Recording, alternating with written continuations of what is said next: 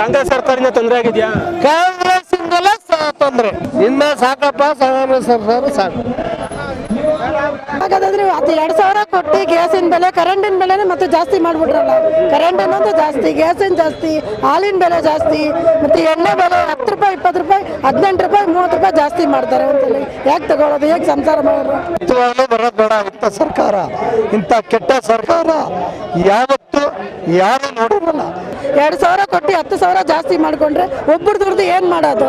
ಈ ಸರ್ಕಾರ ತೊಳಗ್ಬೇಕು ಸರ್. ನಮ್ಮ ಕರ್ನಾಟಕದಲ್ಲಿ ಕಾಂಗ್ರೆಸ್ ಸರ್ಕಾರ ಮಾಡಿರೋದ್ರಿಂದ ಎಲ್ಲಾ ಬೆಲೆನೂ ಏರಿಕೆ ಆಗಿದೆ. ಹಾಲು ಏರಿಕೆ ಆಗಿದೆ, ಡೀಸೆಲ್ ಏರಿಕೆ ಆಗಿದೆ, ಗ್ಯಾಸ್ ಏರಿಕೆ ಆಗಿದೆ, ಎಲ್ಲಾ ಬೆಲೆನೂ ಏರಿಕೆ ಆಗ್ಬಿಟ್ಟಿದ್ದಾರೆ.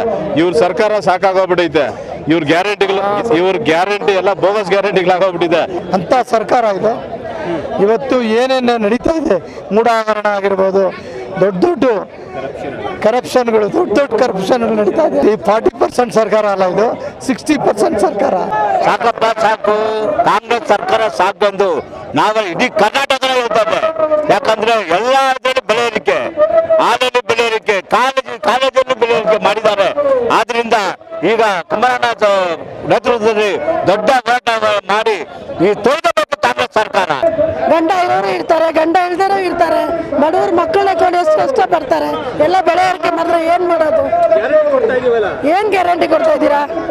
ನಾನು ಮಾಡ್ತೀನಿ ಎತ್ತೀನಿ ಅಂತ ಏನು ಕಮ್ಮಿ ಮಾಡಿಲ್ಲ, ಜಾಸ್ತಿನೇ ಮಾಡ್ತಾ ಇದ್ದಾರೆ. 2,000 ಕೊಟ್ಟು 10,000 ತಗೊಂಡಿದ್ದಾರೆ. ರಾಜ್ಯಕ್ಕೆ ಬೇಕಾಗಿರ್ತಕ್ಕಂಥ ಸವಲತ್ತು ನೀರಾವರಿ ರೈತನಿಗೆ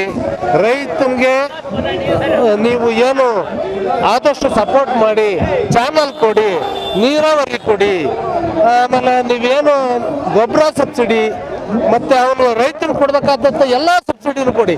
ನೀವು ಯಾವ ಎಂಥದೋ ಇದೇನೋ ಐದು ಬೇಡಿಕೆಗಳನ್ನು ಕೊಟ್ಟಿದ್ದೀರಲ್ಲ ನೀವು, ಅದೇ ಅಂತ ಪ್ರಯತ್ನ ಅಲ್ಲ. ವಿದ್ಯಾಭ್ಯಾಸಕ್ಕೆ ಕೊಡಿ, ಸಣ್ಣ ಮಕ್ಕಳಿಗೆ ವಿದ್ಯಾಭ್ಯಾಸತೆ, ಊಟ, ಆಮೇಲೆ ಸುಮಾರು ನಮ್ಮ ರೈತರಿಗೆ ಅನುಕೂಲ ಆಗ್ತದೆ. ಇವತ್ತು ರೈತನಿಗೆ ನೀವೇನಾದರೂ ನೀರನ್ನು ಅನುಕೂಲ ಮಾಡಿಕೊಟ್ರೆ ಅವರೇ ದುಡ್ಕೊಂತಾರೆ. ನೀವೇನು ಇದು ಯಾವುದೋ ಗೌರ್ಮೆಂಟು ಅದೇನೇನೋ ಇದು ಬೇಕಾಗಿಲ್ಲ ನಿಮಗೆ. ಸುಮ್ಮನೆ ಪಾಪ ಹೆಣ್ಮಕ್ಳನ್ನೆಲ್ಲ ಎತ್ತಿಕ್ಬಿಟ್ಟು ನೀವು ಈಗ ಜನ ಇದನ್ನ ಮಾಡಿಬಿಟ್ರಿ, ಹಲವಾರು ಕಲರ್ ಮಾಡಿಬಿಟ್ರಿ. ಇಷ್ಟು ವರ್ಷ ಇರಲಿಲ್ವಾ? ಇಲ್ಲಿವರೆಗೂ ದೇವೇಗೌಡರು ಕೊಟ್ಟಿರ್ತಕ್ಕಂಥ ನೀರಾವರಿ ರೈತರಿಗೆ ಕೊಟ್ಟಿರ್ತಕ್ಕಂಥ ಯಾವುದೇ ಸರ್ಕಾರ ಕೊಟ್ಟಿಲ್ಲ. ಇವತ್ತು ದೇವೇಗೌಡರು ಇಡೀ ಡೆಲ್ಲಿವರೆಗೂ ಇದು ಭಾರತ ದೇಶದಲ್ಲೇ ಅತಿ ಉತ್ತಮವಾದಂಥ ಸರ್ಕಾರ ಕೊಟ್ಟಿದ್ದು ಅಂದ್ರೆ ದೇವೇಗೌಡರು. ಕಾಂಗ್ರೆಸ್ ಸರ್ಕಾರಕ್ಕೆ ಯಾಕಪ್ಪ ಓಟ್ ಹಾಕಿ ಅನಿಸ್ಬಿಟ್ಟಿದ್ಯಾ? ಇರಿ ಹೇಳ್ತಿ ಕೇಳಿ.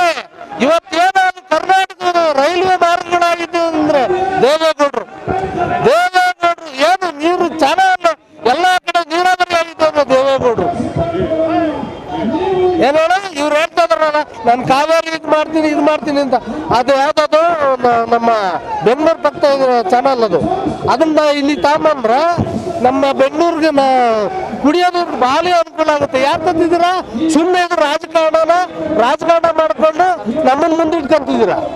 ಈಗ ಹೇಳ್ತೀರಾ DK ಶಿವಕುಮಾರ್ ಮಾಡಲ್ಲ, ಸಿದ್ದರಾಮಯ್ಯ ಮಾಡಲ್ಲ.